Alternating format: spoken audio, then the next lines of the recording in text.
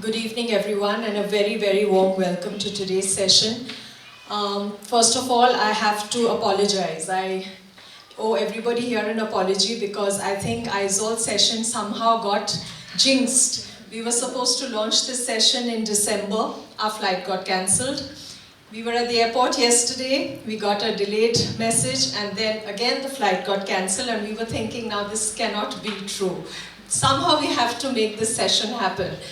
So, with a lot of support from the SAS women here, Amelia and Ashley, we have finally made it, and I'm really grateful to all of you to having made it here today at such short notice, having to change the date within your timings and all your pre-scheduled appointments also. And I'm happy to have even you all here amidst us. We didn't even know how many people would make it today. So on behalf of the foundation, I'm really grateful to each one of you. I'm Esha Datta. I'm the Honorary Convener of Northeast Affairs for the Prabha Khaitan Foundation, and once again, welcome all of you. Today, the foundation, with its hospitality partner, the Emerald Hotel, and its venue partner, Falkland Park, and the support of our SAS Women of Aizawl, under the initiative The Right Circle, welcomes our guest author for the evening, Preeti Shenoy.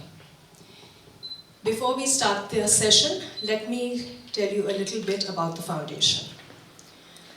The late Dr. Prabha Khaitan was a trailblazer in her own right. Born at a time when women were confined within designated roles, Dr. Khaitan was a revolutionary character who was much ahead of her time. She was a philanthropist, an author, a poet, an entrepreneur, and campaigner for women's causes, educational and cultural institutions, and a promoter of Indian art and heritage. She was the founder of the Prabha Khaitan Foundation, a non-profit organization dedicated to socio-cultural and humanitarian welfare in the late 1980s, to work for a better tomorrow, drive the machinery of the organization, and this is embodied in her famous words, Karm hi Jeevan hai, work is life. The foundation has a colossal presence as an organization which encourages and promotes literary and cultural heritage of India. Charting a glorious 40-year journey, the foundation has relentlessly endeavored to create boutique events to showcase our literature and cultural heritage pan-India and on the global map. We bring to our guests finest experiences, and our audiences are niche. Such initiatives allow the foundation to create cultural capital, and in this journey, we are privileged to receive the support of our patron, Sri Cements Limited. The foundation continuously strives to connect readers to the literary creations of the authors and poets, and showcases talented artists, musicians, dancers through its several literary and cultural initiatives. Some of the literary initiatives include authors' meets, book launches, lit fests, panel discussions, and they are named as follows: An Author's Afternoon in Kolkata, The Right Circle, Loves, Akhar, Kitab. Under our cultural and heritage initiatives, we have Sur aur Saaz, Tete-a-Tete, Ek Mulaqat, where we host various artists. Rahat, Karuna, Sahyog fall under our social welfare wing, and Muskan is our initiative towards child development. Last but not the least, we have the Women Empowerment Wing, a conglomeration of women from various walks of life across India and overseas who work for the betterment of society and inspire others to do the same. The SAS women act as catalysts to conjoin with the foundation's endeavors. Our events follow certain protocols. We like to start our events on time. All events are by invitation only. And as we cater to a very niche audience of around just 20 to 30 people, we appreciate early confirmations. Today is an exception, of course. So anyone who can't make it at the last minute, we try and tell them, at least let us know in advance, because we are just such few of us and it's such a niche audience, we like to fill up the room. To create awareness in the community, we uphold one pressing social issue every month. The Trust is committed to 13 of the 17 Sustainable Development Goals, the SDGs, set by the United Nations. We are also elated to share that 3-time Grammy Award winner, Ricky Cage, the man behind our anthem, which was playing a while back, and the signature caller tune of the Prabha Khaitan Foundation, has curated 12 amazing musical pieces to score across video invitations of events and social media platforms, as well as for pan-India and overseas communications. Each piece of music composed by Cage for the Trust is unique, defined by its creator's love for the environment. Cage's music raises awareness for climate change and the urgency to step up sustainability measures in every sphere of our lives. This January, the cause of the month is celebrating the National Girl Child Day, which ironically happens to be today, 24th of January. May I now invite Aiza's woman of Aizawl, Amelia Lal Remdiki, to give the formal welcome note to you all.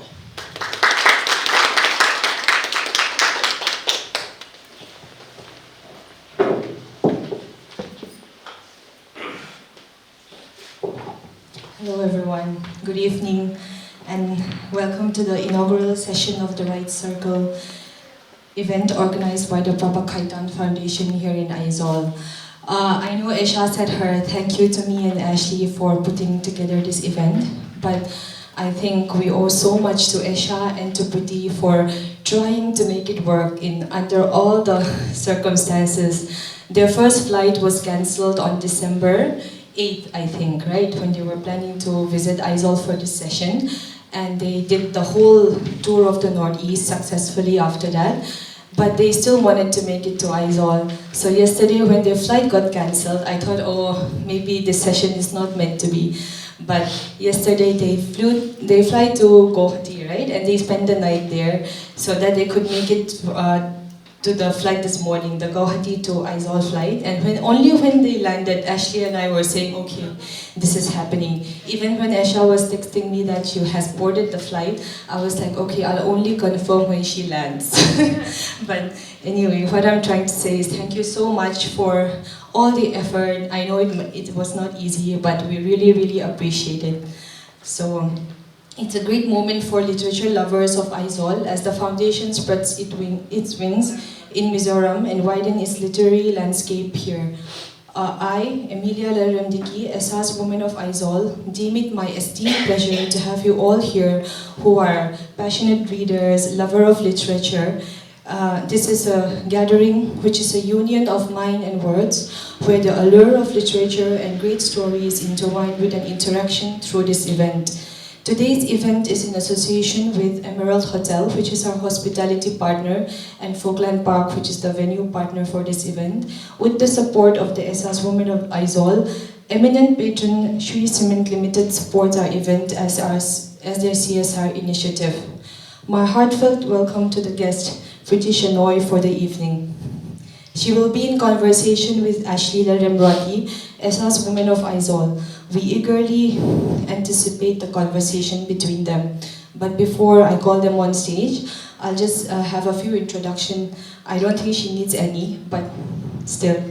Preeti Shenoy, who is someone who has authored 15 bestsellers, ranks the highest selling author, she's authored 15 bestsellers, ranks the highest selling authors in India. She has represented India at several international literature festivals. Her exceptional achievements and contributions to literature have been recognized and celebrated worldwide. With simplicity and readability as her hallmark, Preeti Shenoy's books tackle serious issues such as mental health, gender inequality, socio-economic class divide, relationship dynamics, and challenges faced by young adults. She's a recipient of the Popular Choice Fiction Award 2021 by Author Awards from the Times of India, as well as the Most Popular Self-Help Book of 2021 by Amazon India, Indian of the Year and Business Excellence Award. Beyond her accomplishments as a writer, Preeti Shenoy is a sought-after motivational speaker, enjoys travel, blogging, and yoga. She is also an avid fitness enthusiast as well as an artist specializing in portraiture and illustrated journals. Conversationalist for the day is Ashley Lalremdiki, who is an Aiza's Woman of Aizawl. Ms. Lalremdiki is an eager reader and a lover of books and a very, very passionate one at that. Without further ado, I leave the floor to you.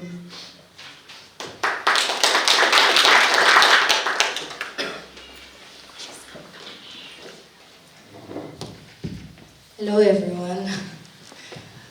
First of all, I'd like to correct my Amelia who came before me, because Preeti has actually written 16 bestsellers and not 15. But of course, this is the newest one. So before we start our conversation, I just want to say again, welcome to Mizoram. I know it's your first time here.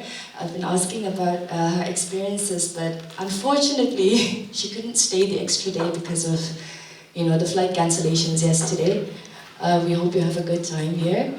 And before we start our conversation, I want to give a small introduction about the book that we're releasing today. It's called All the Love You Deserve.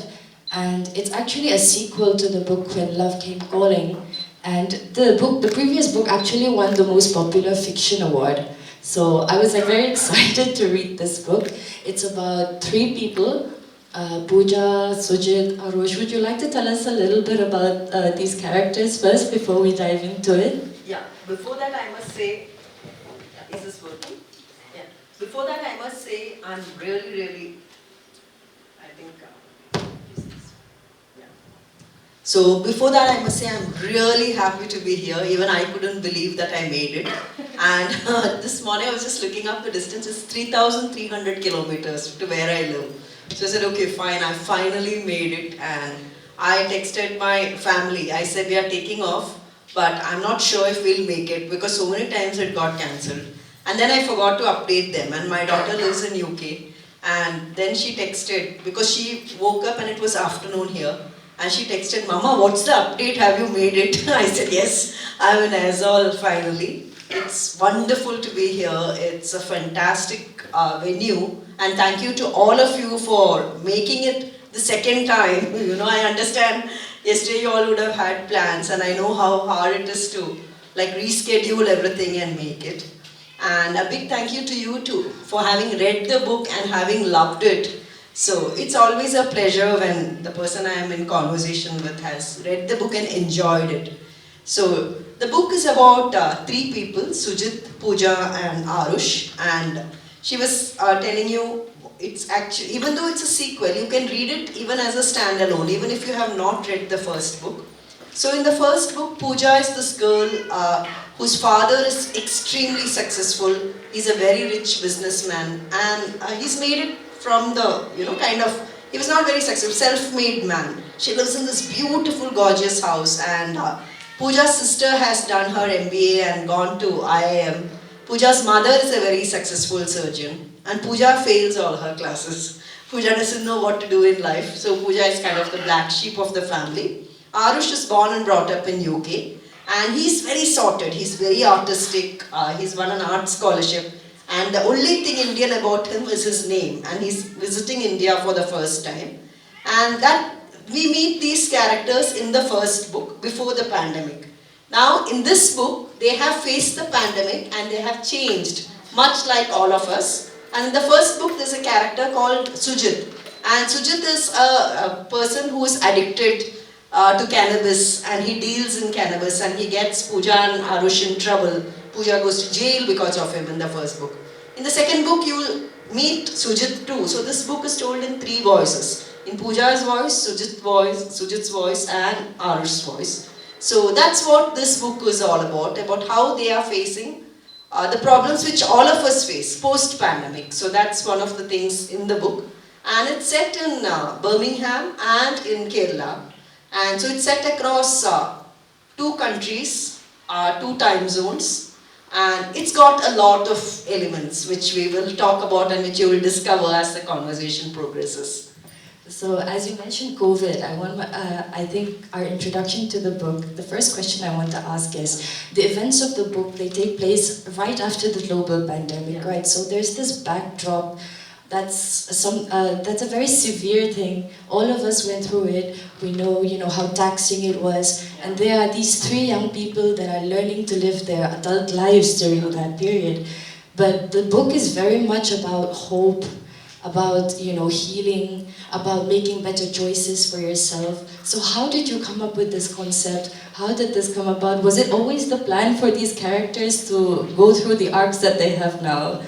Yeah, actually it wasn't. It wasn't planned at all because I didn't know that COVID would happen. So I wrote the first book and I had left the characters and that's contemporary fiction. So when I'm writing the second part to it, naturally if it's contemporary fiction and it's very realistic, my world is very realistic, my characters face real problems, and when you read the book you really feel that you know somebody like Pooja or Arush or Sujit.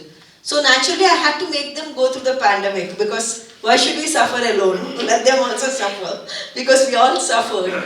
And the funniest part is pandemic did change all of us. You know, all our perspective has changed, what we value has changed. And I never thought in my life that I would write a self-help book. And yet I wrote a self-help book during the pandemic on hope. That book is called The Magic Mindset and it won the most popular self-help book award.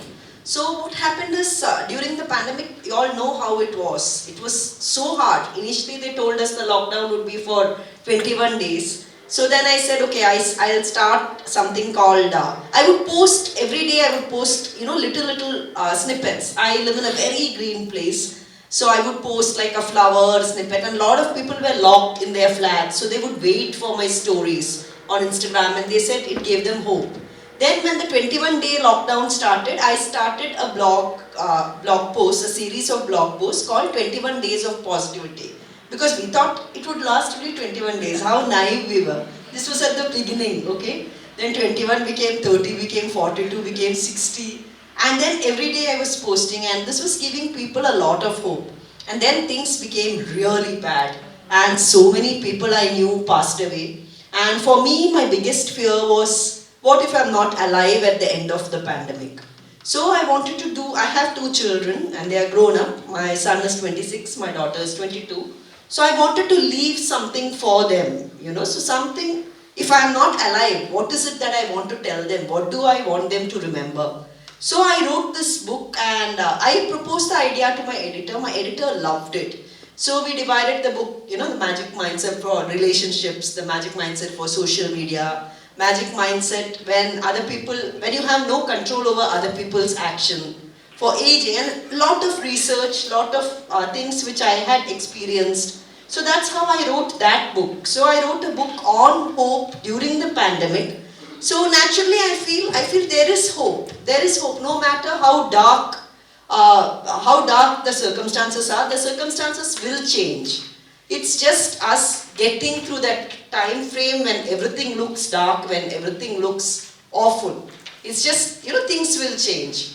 So that's what I have tried to depict in this book, and it was not intentional because by nature I am a person who tries to see the best in everything. Because I do feel gratitude is so important. It's so important. While we may have failed in many ways, but still the failure teaches us things. So that's what I always try to depict through my books, and that's how this book came about too. Okay, I just want to go back to one thing you said. You talked about the characters that you're writing, and one thing that I love about your writing is that the characters always feel so real. And they're always like, oh, I know this person. You know, they feel like these three-dimensional people. So I just want to ask, especially for the younger writers out here, how do you go about writing these people that are believable to the reader, that are real to the reader? Because that's why we empathize with them so much. Yeah, because what I do is I make complete character sketches, and everything I may not reveal in the book.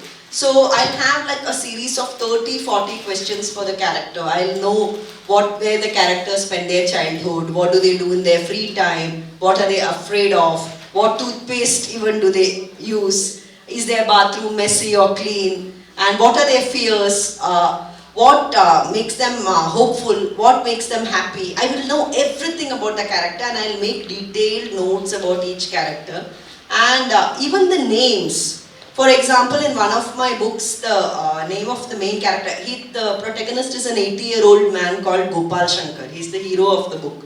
So, which means that if the book is set in the current times, Gopal Shankar must have been born in 1930 or 1940. And he's from South India. So obviously I can't have a name like Tarush, it will not sound right. So you will have certain names associated with Ira. So right from there to their strengths, to their weakness, everything I'll make detailed notes. Then the characters come alive. And then when I start writing, sometimes the characters, like I would have planned something, but the characters don't listen to me because they're very alive, they're talking. And I just feel like a scribe, I just have to listen to what they are talking and write down. Because when you create this and then when you give them strength and weaknesses, they'll feel very real. So it's a very elaborate process that I go through before I begin to write.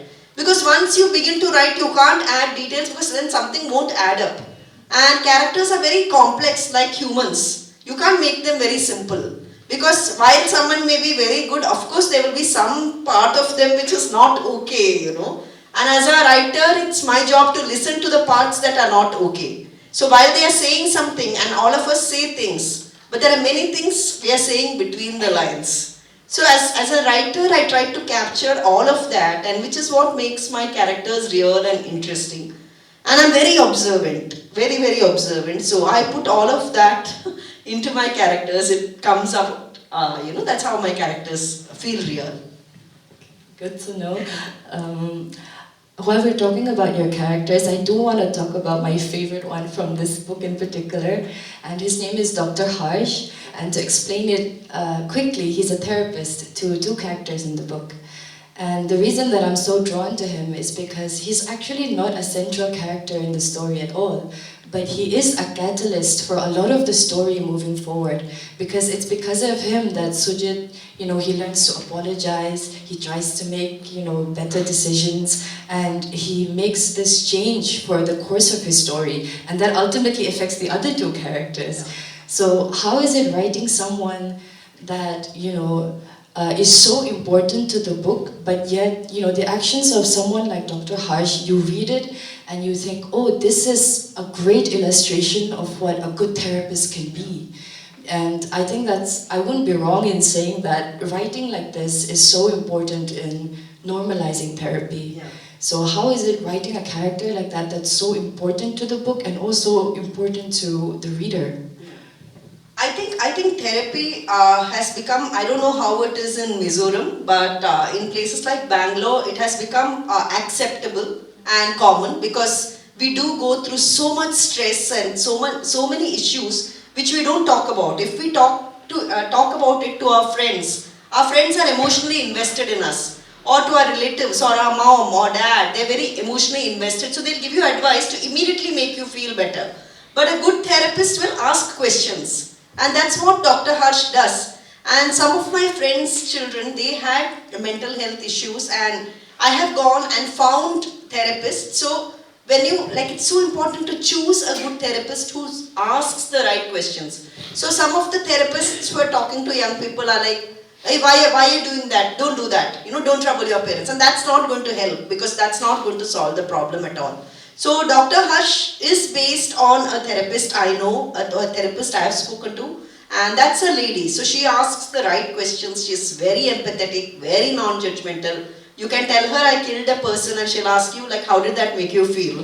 She'll probably ask you that because she focuses on your feelings in your therapy. And I used the quirks, I had to make him very real. So I know someone who loves to use long words. So this person collects long words and this person drops them in conversation and the person will say, please forgive me, I was just waiting for an opportunity to use this word. And it'll be a word like ersatz or something which sometimes I won't know the meaning. I'll make a mental note and I'll look up later because I don't want to sound foolish. So, and then, so I made that as a, character of Dr. Harsh. And so Dr. Harsh and Sujit are having a conversation. And Sujit says, Dr. Harsh loves to use long words like insinuating. I make a mental note to look it up later. That's one of the writings in the book. And Dr. Harsh is very sympathetic. He'll always ask the right questions which give you insight. And I think it's so important to have a therapist like that. And I feel just like we go to the gym for our physical health, it's so important to go to a therapist, to the right therapist for our mental health. And there's no shame in it. And I know lots of people who, take therapy, who talk to therapists, just to kind of feel better, to process better, to understand better. So Dr. Harsh was the amalgamation of all of these things. And to add to that fact, so when we were doing the promos of the book, we also drew these characters, we created characters, and Dr. Harsh is very good looking and handsome. So all the women fell for Dr. Harsh. So, I was like, okay, this is a nice character. Even I liked Dr. Harsh, and that reflects in the book. I really wish he was real. So do I, so do I. So while we're talking about these mental issues, I want to point out the fact that, I think it was in 2011 when Life is What You Make It came out. Yes. So since that book, I would say you've been praised not just for your storytelling, but also these accurate representations and depictions of mental health, mental illnesses, and a very authentic portrayal of such issues and the characters. So I want to know what the research process is like. Do you have a certain standard that you set for yourself? How long do you spend on research before you actually start writing? A lot of time actually, because for me, I will never cheat my reader. So it might be a small detail. For example, in one of the books, there's a scene of the father-in-law fainting. Okay, now for the father-in-law to faint, his blood sugar has to be this much, which means he should have eaten at this time, which means this must have happened in that chapter for him to faint in the 17th chapter. So I would have done the complete medical research. So the book she's talking about is called Life is What You Make It, and it's one of my most popular books. It has a sequel too called Wake Up, Life is Calling. So Life is What You Make It is about a girl with bipolar disorder. And she's got bipolar disorder and she doesn't know what's happening. She's a brilliant topper and all of that. And I wrote that book after a lot of research. I was living in UK at that time. So I spoke to a psychiatric nurse who was dealing with a bipolar patient. So actually what happened is I had gone to an art exhibition in UK. And it was beautiful. The images just blew my mind. And then I came to know that all of that was painted by people with bipolar disorder. So I said, oh wow, what a beautiful mind. Okay, so I started researching more. And I came to know it's very common. It goes undiagnosed because mostly it starts in your 20s. So we think that they're just being teenagers or they're just being moody. So even parents don't come to know, even they don't come to know. And then at that time when I wrote the book, I think there's still a little bit of a stigma to say you have a mental health issue.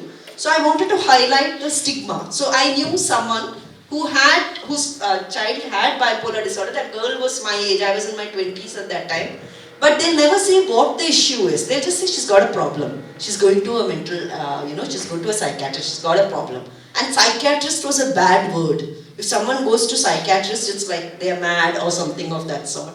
So I traveled to India and I went to NIMHANS and I told them, I'm writing an article and I want to know. And they showed me, all around they showed me. And I said, what an awful thing to be trapped in your own mind.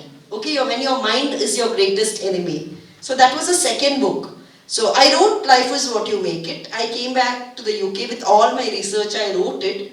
That book got rejected more than 40 times. Okay, 40 rejections. So even in UK I got rejected, India I got rejected, no one was willing to publish it. Today that book has sold over 1 million copies. And it was very hard to write that book because I had to get into that person's head. And it took me 8 years to write the sequel. Because when I am writing it, I am experiencing everything that the character is experiencing. Very, very, very depressing it was to write the book. But the book is like, if you guys haven't read it, please read it. It's a lot of hope in it. It's a lot of hope, a lot of determination. And the same for the sequel. So it takes me a lot of research to write any book. So if you pick up any book of mine, all the details, the facts, all of them will be right. Because I don't want to cheat my reader. I'll never cheat my reader. So even if it's fiction, the facts that you read will be right. In this book, for example, I have described Birmingham, and it's all very accurate because I've traveled to Birmingham, seen everything. There's Varkala, again I have been to Varkala. So it will all be very real facts. So I also want to ask about my favorite line in the book, which I told you about earlier. But just for the audience, there's this character Arush that we were talking about, and in the previous book, he loved to paint a lot, and it was a part of, a very much part of his personality and his character. And in this book, he said, and I quote, "Art doesn't come to me anymore." When he talked about how he was not painting anymore. And I thought, you've been creative for such a long time as a writer, as an artist, as a painter. Have you ever felt those emotions, even on a smaller scale? Yes, I have. When the daily life gets too much for me, it really, you can't, I feel artists and writers and all, I feel firstly they should not get married. They should just live alone somewhere, because then they'll have no disturbance. They should live somewhere on a hill in a cottage where they're isolated from anyone. Simply because I feel it, because as a mom and as a wife, I have to balance everything. And my husband is very sweet, he'll say, "Baby, you go write," he'll say, because he knows how important writing is for me. Then I'll say, "Baby, it's not like making rotis. I can't just go write. It's not like I can take some dough and make," because I have to get into that character's head and build that world. And sometimes I have built that world, so in my head, only physically I'm there. Mentally I'm elsewhere. And then suddenly the doorbell will ring and he'll say, "Ma'am, aap Republic Day ke liye, lunch ke liye aa rahe hain." And I just feel like socking him. I said, "You rang my bell to say this." And then I'll say no. And these are the things which people don't talk about, because that creative process is a different process, and your life affects your creative process. So, and it's the same for Arush in my book. He's an artist, he paints, and I also paint, so no surprise. So I took certain parts of my personality I have put into Arush. So a lot of things have happened to Arush, and he can't paint anymore. So that's what I was trying to highlight, that creativity sometimes gets frozen. And I think grief is a huge thief. So sometimes grief I process by painting, but sometimes I can't process it, and sometimes you have no words left to say what you feel, and that's what happens to Arush. He has no art left in him, because he's faced this terrible loss. His uncle has died, he has seen his parents' business suffer during the pandemic, and he can't paint anymore. So, and I feel it's very real, and it's very normal to go through that, and you have to find ways around it. To bring back the creativity, you have to find ways around it. So talking about these habits that you cultivate, I know that since 2008, I think, in 16 years, I think this is something that is very, very impressive. In 16 years, she has released 16 bestsellers.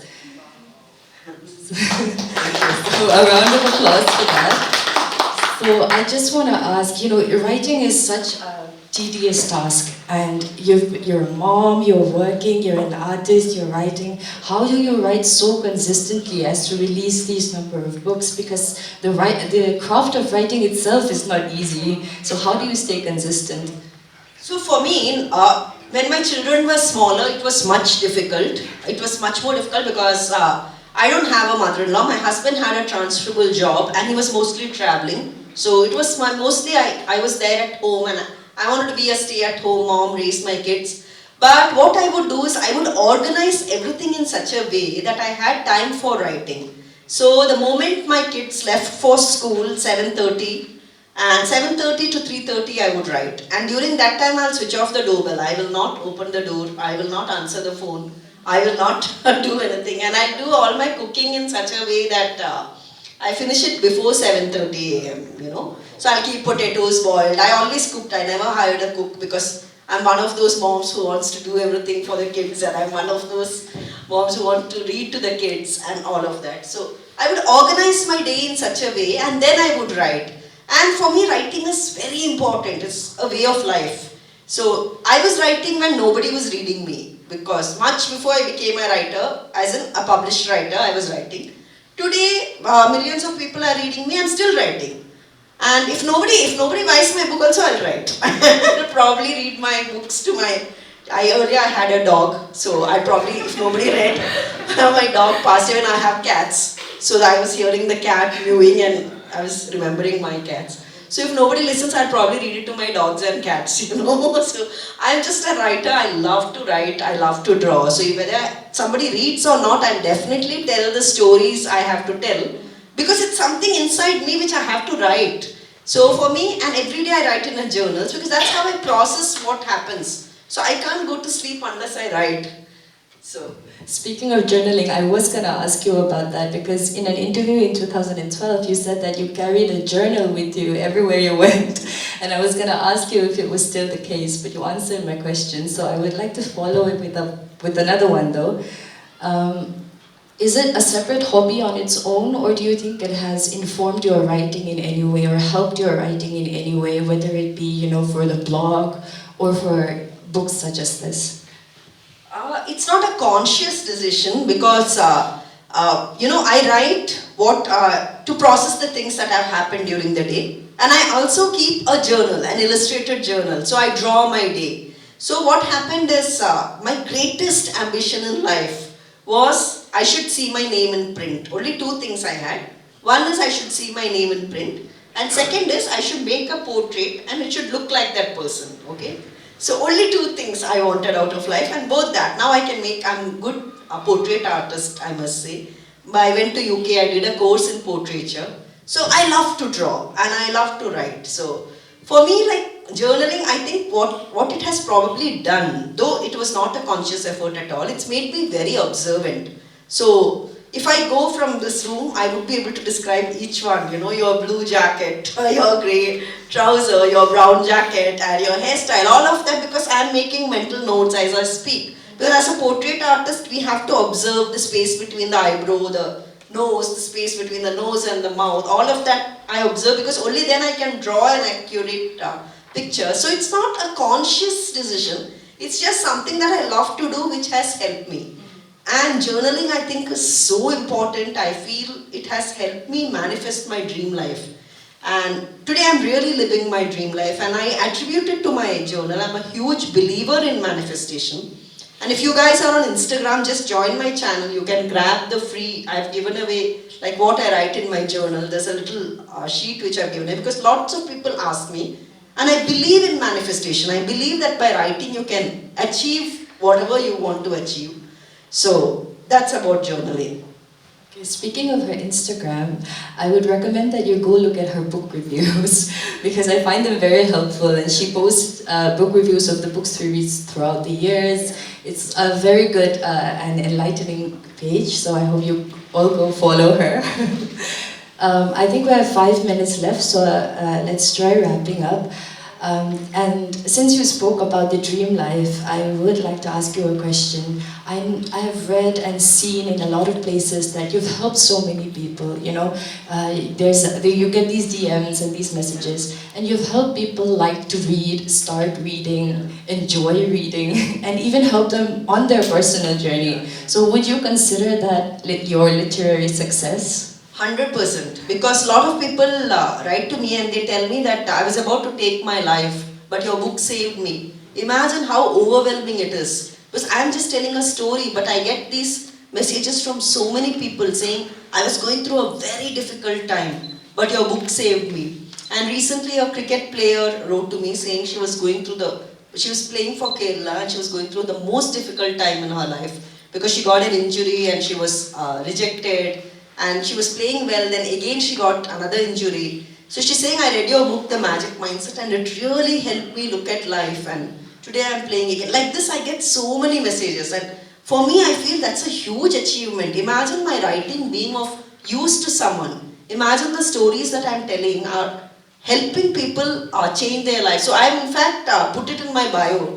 I said, people tell me my books changed their life, and I feel very grateful for it, that I am able to help people in some way. And yes, I would consider that an achievement, more than the awards. Because awards are after all the opinion of 2-3 people in the jury. They like your work, they'll give you an award. But when, you know, it's true, because you know, you write in a certain way, you use a certain literary. And for me, like, I try to write my books in such a way, my short stories are very dark, and that's more literary. But my books, I try to write in such a way that even if someone has studied only up to class 5 English, they should be able to read my books. You know, it's simple. The language I keep is simple. So that's the simplicity and readability. I try, it's a deliberate effort. Okay, so for my last question, I know that asking you to name 3 favorite books or something would be too much of a task for someone who's a reader like you. But I do know that books can hold such meaning to us, not just in the form of their content, but also because of our attachments to them. We form these emotional attachments to them. And I know that you've been an avid reader all your life, so maybe you could tell us some books that you have these sentiments, for which you have these sentiments, maybe 2, 3, and why? We'd like to know. Yeah, so before I answer that question, what Ashley was saying is on my Instagram, there are highlights where I have reviewed the books I have read. That's what she was talking about. So, top 3 books, it would be very hard for me to choose. Maybe Tuesdays with Maury, because it absolutely kind of shapes your thinking. And when I was very young, maybe when I was 18 or 19, I read Don't Say Yes When You Want to Say No. And that had an impact on my life because that shaped my personality. Because all of us are afraid to say no, because we don't want to be disliked. Because the moment we say no, we don't want to face that little frown or rejection. So that book was a good book to read. And what are my other books? So currently I'm reading Tomorrow and Tomorrow by Gabrielle Zavin. Absolutely loving that book and the world that she's created. Midnight Library, Tattooist of Auschwitz. Those are books I absolutely loved. I wouldn't say they were life-changing, and then Stationery Shop of Tehran. So all of those books, completely, I like books which transport me into a different world and which make me feel everything that the characters are feeling. I have to be emotionally involved. Beneath the Scarlet Sky, it takes me to Italy, and Tehran takes me to Iran. So I love books which take me to different worlds and which make me feel. If I don't feel, then I just discard the book. And I say so honestly, but I'm never unkind to the writer. I'll say it didn't work for me because it was this, I did not feel emotionally. In all my reviews, so I always give honest reviews. I wish we had 1 more hour to do this, but I think I'm going to have to cede my time. Thank you so much for the conversation. I have 100 more questions, but I hope that I'll be able to ask more of them in the future. Thank you. Thank you so much. Thanks a lot.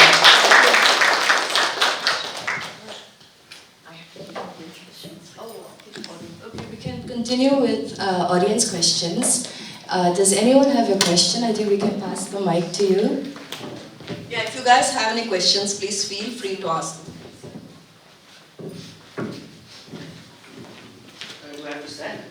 No, please sit.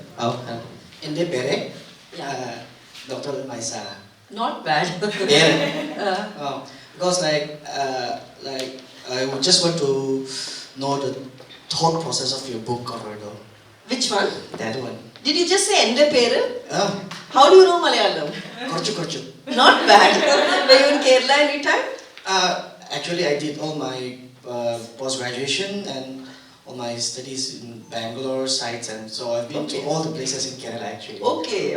Oh, then you'll relate so much to this book because a lot of my books are set in Kerala. Okay. Because mother lives in Kerala, and I'm not from Kerala, but because my mother tongue is Konkani, so I'm not a Malayali, but I love Kerala, so I kept going back there every summer vacation. Okay, and ma'am, you're not from Kerala, but which part of Kerala? I'm not from Kerala, so my mother lives near Kochi. Kochi. Yeah, and my dad is from a place called Muatapura. Yeah. Also, I want to know the thought process of the book cover, and because the book cover, we always say that don't judge the book by its cover, but I find it fascinating that recently all your Instagram templates are pinkish and kind of a mintish. Yeah, because that's like branding. Because book cover is important, even though you don't judge a book by the cover. So imagine if this had one bland brown cover with no picture on it, like would you pick it up? I doubt it, because I think the book cover is very important if you want to sell the book, and of course publishers want to sell the book. So, and the reason we kept a jar on this cover is because the first book had a jar with fairy lights. So we wanted to continue that theme to show that it's the same characters, but it was so much more than just a pretty cover, because as you know, you've read the book, so. But I think a cover is important. It's important to have a nice cover, because the cover is the face of the book after all. Yes, especially like comparing to the 2011 book cover Life is What You Make It, with a yellow montage and a red umbrella. Girl was leaping over. And I find it fascinating that you're developing with the modernization, like Instagram kind of thing. And I want to know the specific flower which is jarred inside that. Oh, that I'll have to ask the designer. I did not choose anything. Designer and the publisher, I have no clue. So they just give me options and say, okay, I like this. And then it's not my decision really, it's the publisher's decision. So that, the cover which you're telling Life is What You Make It was that publisher decides. So it's a lot of process which goes on. I'm just only partially involved. Okay, man. Thank you for your time. Yeah, Instagram, it was a deliberate choice because I write a lot of women-centric content. And I wanted to look pleasant and I want to look uniform. So that was pink. Yeah. Hello. Hi.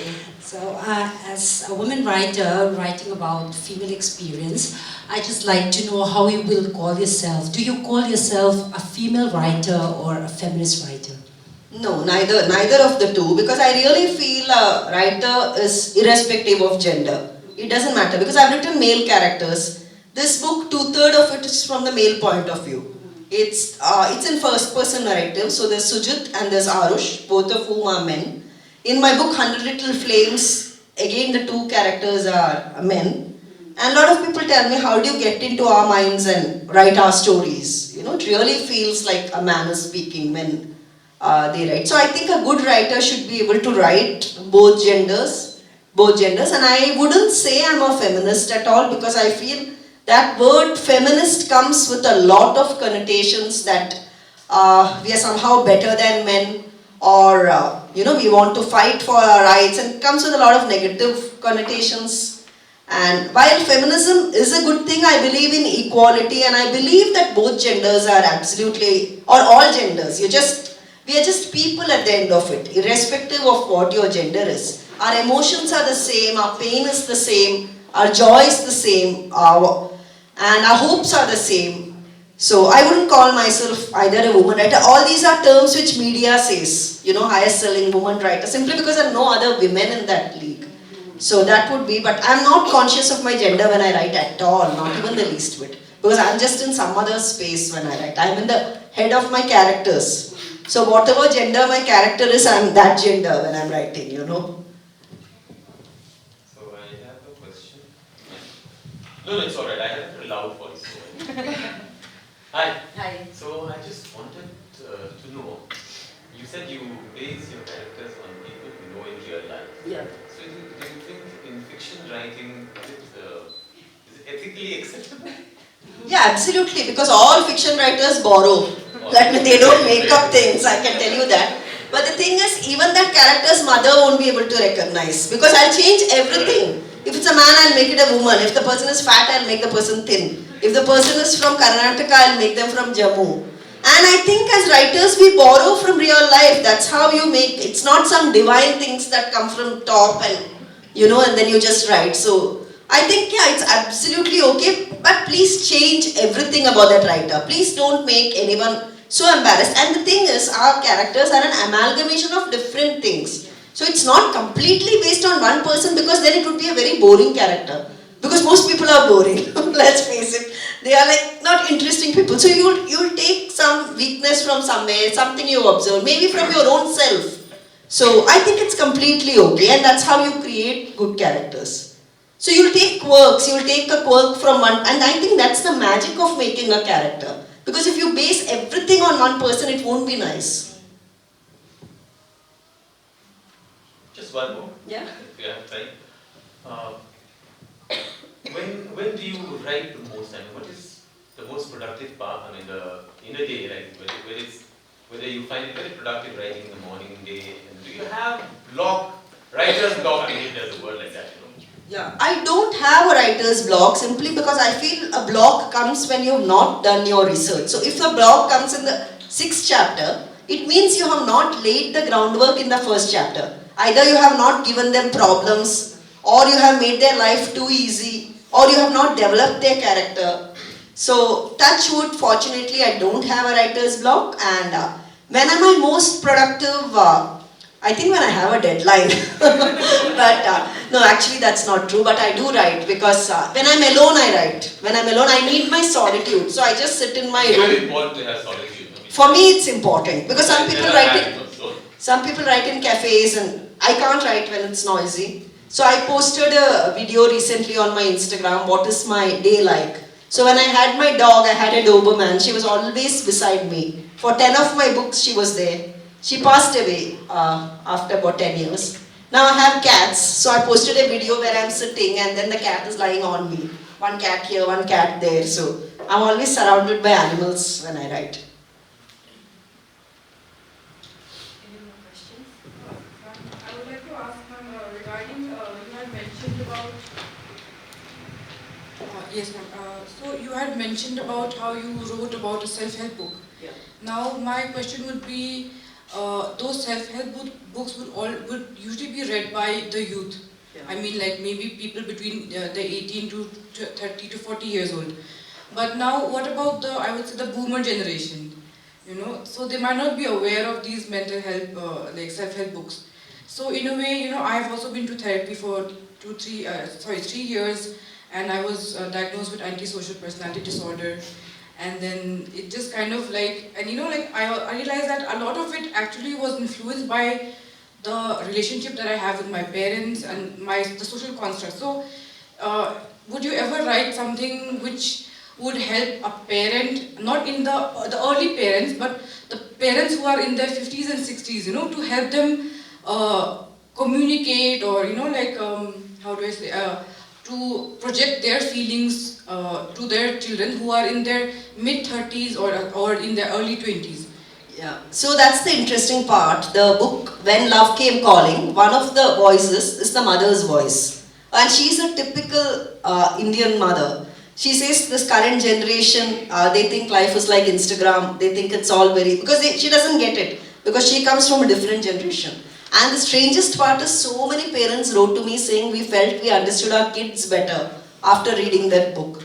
So that was, that I felt good. So I don't think I have to write a book for parents. As long as I show the relationship, it's fine.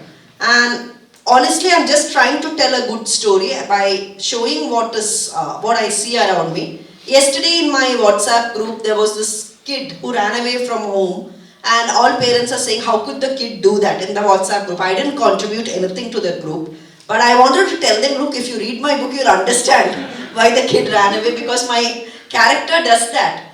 And then a lot of parents were saying, oh, you have to keep communication channels open. But the thing is, if parents are going to come to the table with their mindset and their strict views, because what the problems I faced are not what the problems which my children are facing. Because when I was growing up, I didn't have the internet, I didn't even have television. My problems are so different from what my children face. And it's only if parents are open enough to understand that. So we can't say that we did this, so you have to do this. That just won't work. So I feel through my books, hopefully they will understand, which would be great. But I'll never write a self-help book for that generation, because you can only enter a mind if it's open. There's no point knocking on a closed mind. That mind was not going to open. Even if they hear your knock, the door will still be shut. So I'm not going to write a book for that generation, because I write like what I'm interested in, and I feel I have a connect with the younger generation, but I think through my books I do depict that relationship, which is fine.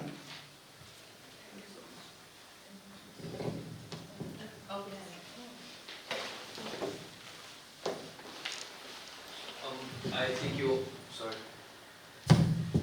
I just wanted to ask, which book or books influenced you to, start writing, and like what was the journey into the writing world? Because I'm interested in the creative aspect of it. Like, what made you believe that this is something you're interested in, and what made you believe that this is something you could get into, and how do you do it? What was the path that you took? My first book was at the age of 6 when I learned to write. The book was 6 pages long, 4 pages were stories, which was what I had read, like a combination of Treasure Island, Enid Blyton and all that. 2 pages were illustrations. So that I was writing right from there. Never knew I would be published. Never knew I would find this kind of success. And then I did a short story course. I did a creative writing course from the British Institutes because I wanted to write. And I used to win prizes in school and colleges for stories. But I wanted to learn how to write properly. I got good feedback from my professors and all of that. But never ever thought I would become a novelist. And at what point did I decide? I think it's probably after the success of Life is What You Make It. Because my first book was called 34 Bubblegums and Candies. They were all true incidents from my life. That's republished now as Love a Little Stronger. And then I wrote my novel. Novel was Life is What You Make It. And I faced so many rejections and then I found success. And then, the success didn't come early. Success came after 5-6 years. But by then I had written my second book. And after that I was addicted to writing books. But I write the first book, second book, and I finally felt, yes, I'm doing what I love doing. People are reading my work and I'm also making money, which is great. So the perfect combination I finally stumbled upon. So I said, okay, fine, I'm going to continue writing. Thank you so much. Can I ask another question? I have an 11-year-old son, and he published his first and the only book in 2021. And I have a question for him. Ma'am, can you give an advice for a young writer like him?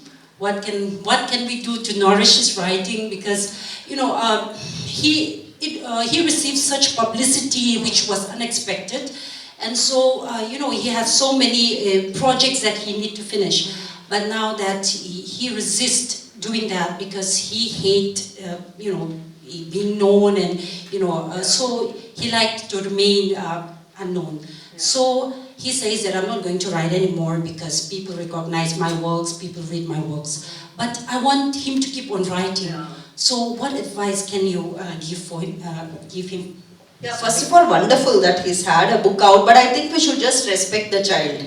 So my son used to tell me stories and I used to write down those stories. He was a little boy, and then my daughter is different. Okay, my daughter doesn't mind being in the limelight, she doesn't mind being known. My son doesn't want to be known. So I think you have to respect that choice. So tell him to write, but don't publish it or don't get it published. And if he wants to write, let him write. But if he doesn't want to write, I feel there's nothing you can do. You can just leave it and hope that he comes back to his passion when he's a little older. Because the moment you tell him that you have to write, I think he's afraid that what he writes next may not be as good as the first one. Then people will compare and they'll say, oh, he had only one book in him or whatever. So I feel just protect him from the outside world. Respect him, because we have to be in our children's corner. Because the world is such a harsh place. If we are not in our children's corner, they are going to feel very alone. So I feel respect the child. If he doesn't want to write, say, okay, don't write. If you feel like writing, write. If you want to write and don't want to publish it, that's fine as well. So don't put pressure on him is what I would say. 3 things, alright? Yeah. 3 things, so get ready. Having taught undergraduate psychology for more than 15 years now, I feel like I should tell you that, the mental health awareness in Mizoram has improved drastically. When I first started working, the concept of going to see a clinical psychologist was non-existent. People knew about psychiatrists but would never admit that they needed one. Today, we get calls on a regular basis asking us to refer them to a mental health professional. Which one should they go to? And after the pandemic, what we've noticed is, especially among the youth, like for example, the new admissions that we had last year, the first semester students, youngsters, that they are much more open and aware and unashamed to talk publicly about very private things. Before the pandemic, students would sometimes message us, call us anonymously, share their problems, ask for help. They would come personally only as a very, very last resort.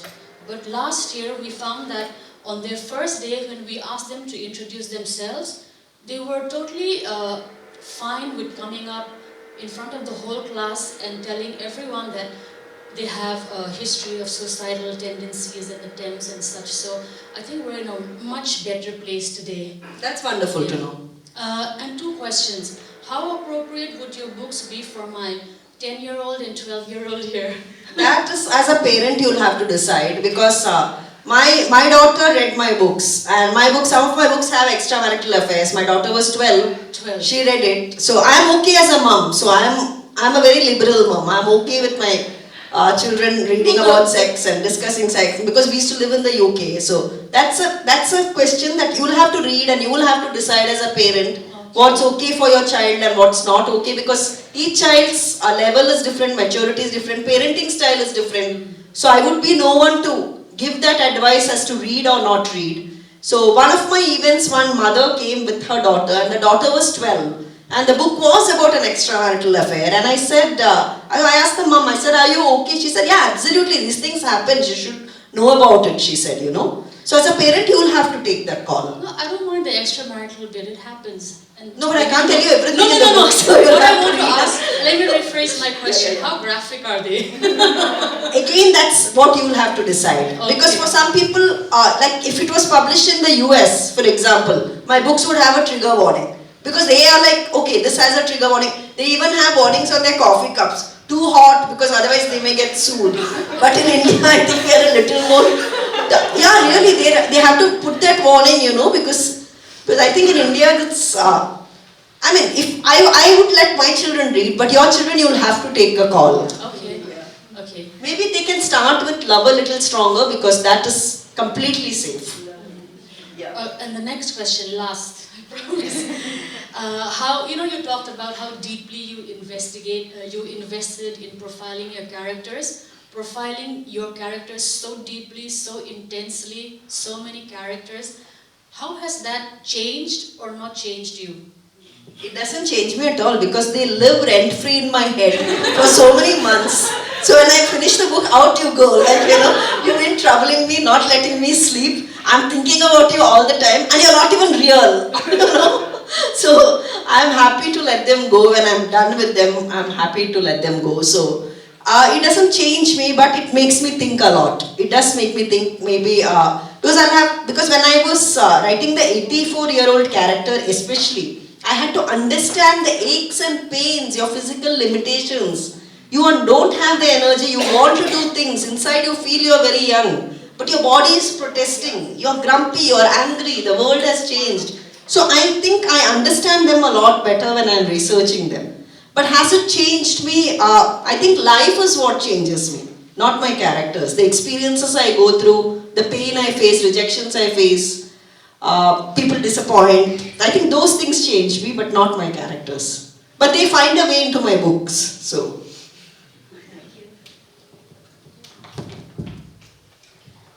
You told us that you faced rejection a lot of times from a bunch of different publishers. I want to ask you, what gave you the strength and motivation to keep on writing and to keep on offering your works to other publishers? Because a lot of us would have been discouraged when we were rejected once or twice, but you kept on going.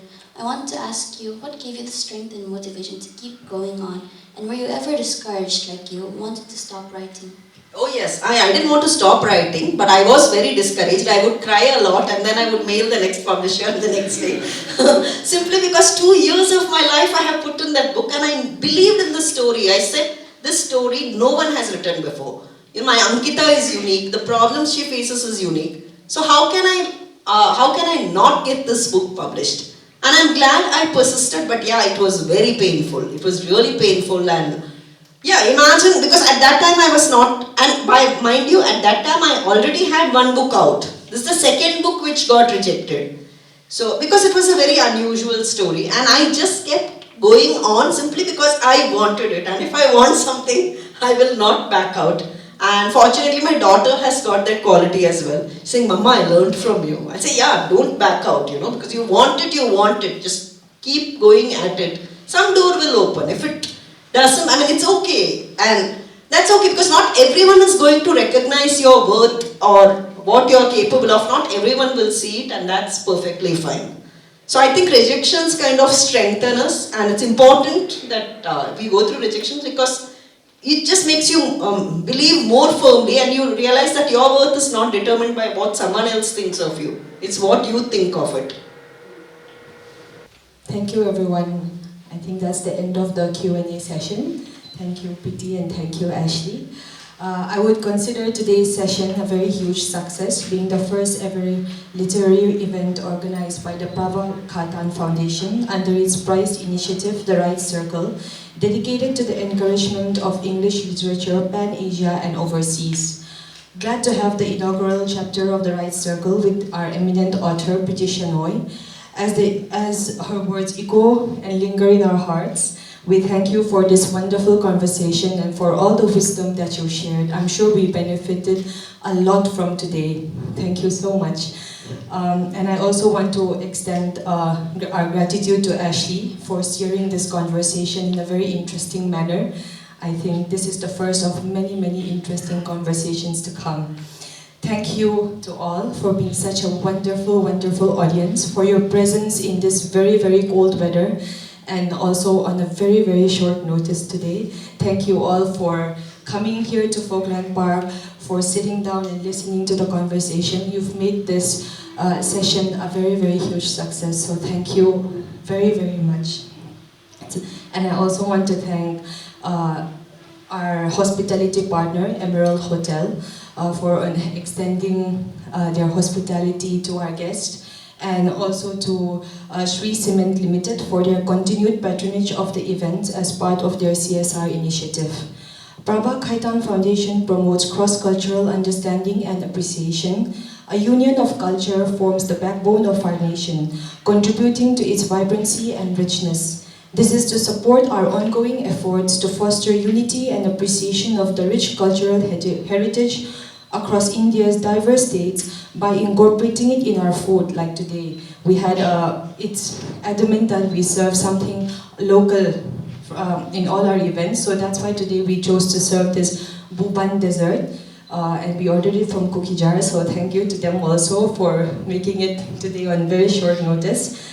And at all our events, we try to add a little touch of the local touch, like local characteristics. Keeping this in mind, we are pleased to facilitate the author with the Lucknow Chicken Curry Dupatta. If Ms. can come here, please. And I would like to invite Mr. Pratap to felicitate our author today.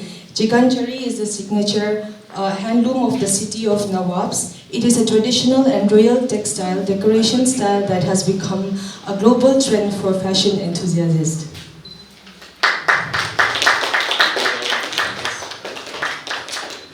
Lucknow Chikanjari needlework embroidery is a regal fusion of fashion and elegance.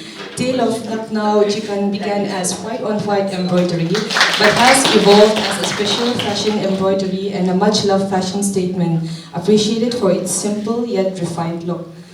Now, we have come to the end of the session today, so after this session, everyone can grab a copy of the book and have it signed by Ms. Preeti there.